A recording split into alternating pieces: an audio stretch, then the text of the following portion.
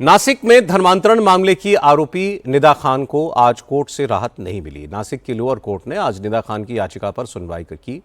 वकील ने medical grounds पर अपनी दलीलें पेश की। कहा कि निदा खान प्रेग्नेंट हैं, उन्हें अग्रिम जमानत दी जाए, वो जांच में सहयोग करेंगी। मामले की जांच कर रही एसआईटी की वकील किरण बेटभर ने इसका विरोध किया। उन्होंने कहा कि निदा खान पर एलिगेशंस बहुत गंभीर हैं, धर्मांतरण के अलावा अट्रॉसिटीज के भी आरोप हैं, इसलिए उनका पक्ष सुना जाए, आरोपी से पूछताछ जरूरी है, अग्रिम जमानत ना दी जाए। फिलहाल कोर्ट ने निदा खान को कोई राहत नहीं दी है। इस मामले पर कोर्ट 27 अप्रैल को सुनवाई करेगा। इस केस में आरोपी जो निदा खान है, उसने उसके एडवोकेट के through bail application honourable court में फाइल किया था, इंटरिम बेल एप्लीकेशन। तो उसके ऊपर आज उनके आरोपी ने बहुत देर तक आर्ग्यू किया, तो उनकी सुनवाई जो है ऑन बिहाफ ऑफ अक्यूज वो कंप्लीट हो गई। और मैंने कोर्ट को रिक्वेस्ट किया कि ये जो मैटर है ये physical and mental harassment of woman का है और बहुत सीरियस है, और इसमें एट्रॉसिटी भी अप्लाई किया है, और इसी टाइप के टीसीएस कंपनी के और 9 ऑफेंसेस भी ऑलरेडी रजिस्टर हुए हैं, और सब जो ऑफेंसेस है वो अंडर इन्वेस्टिगेशन है। तो ये सीरियस मामला होने के कारण जब तक आप विक्टिम का से कॉल नहीं करते और इन्वेस्टिगेटिंग ऑफिसर का से कॉल नहीं करते, और हमारा सरकार पक्ष का जो बाजू है वो सुनते नहीं, तब तक आप कोई भी ऑर्डर पेश ना करें, ऐसा हम लोगों ने हम्बल रिक्वेस्ट कोर्ट को किया। तो कोर्ट ने हमारा जो रिक्वेस्ट है वो कंसिडर करके आगे की सुनवाई है वो 27 तारीख तक रख दी है। टीसीएस के हाई प्रोफाइल यौन उत्पीड़न और धर्मांतरण मामले में पुलिस 9 केस रजिस्टर कर चुकी है। 7 आरोपी अरेस्ट हो चुके हैं। एसआईटी ने निदा खान और तौसीफ अत्तार को मुख्य आरोपी माना है। निदा टीसीएस में प्रोसेस एसोसिएट की पोस्ट पर थी। पुलिस का कहना है कि धर्मांतरण रैकेट में निदा ने तौसीफ समेत दूसरे आरोपियों की मदद की, पीड़िताओं की शिकायत को दबाने की कोशिश की। मामला सामने आने के बाद टीसीएस ने निदा को सस्पेंड कर दिया।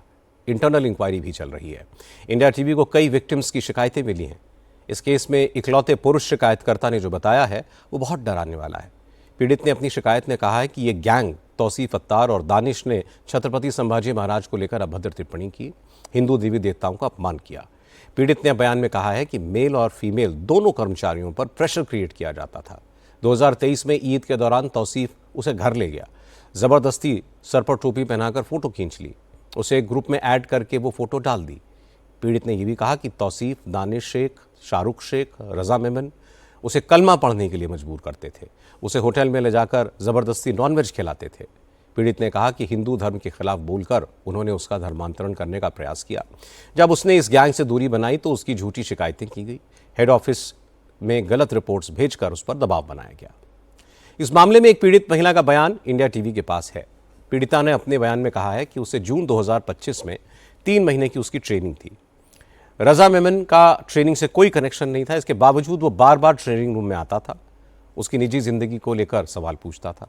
पीड़िता ने बयान में कहा है कि रजा मेमन और शाहरुख कुरैशी ने उसकी शादी पर सवाल उठाए, निजी जीवन को लेकर बेवजह कमेंट्स किए। पीड़िता ने कहा कि आरोपी आसिफ अंसारी ने हिंदू धर्म को लेकर आपत्तिजनक टिप्पणियां की। आसिफ ने कहा कि हिंदू लड़कियों के साथ इसलिए रेप होता है क्योंकि वो बुर्का नहीं पहनती। पीड़िता ने आरोप लगाया कि रजा मेमन ने गुड़ी पड़वा पर उसकी साड़ी खींची, उसे कई बार गलत तरीके से छूने की कोशिश की गई। धर्मांतरण का ये मामला टीसीएस जैसी बड़ी कंपनी से जुड़ा है। कंपनी भी इस मामले की जांच कर रही है और सरकार ने एक एसआईटी बना दी है।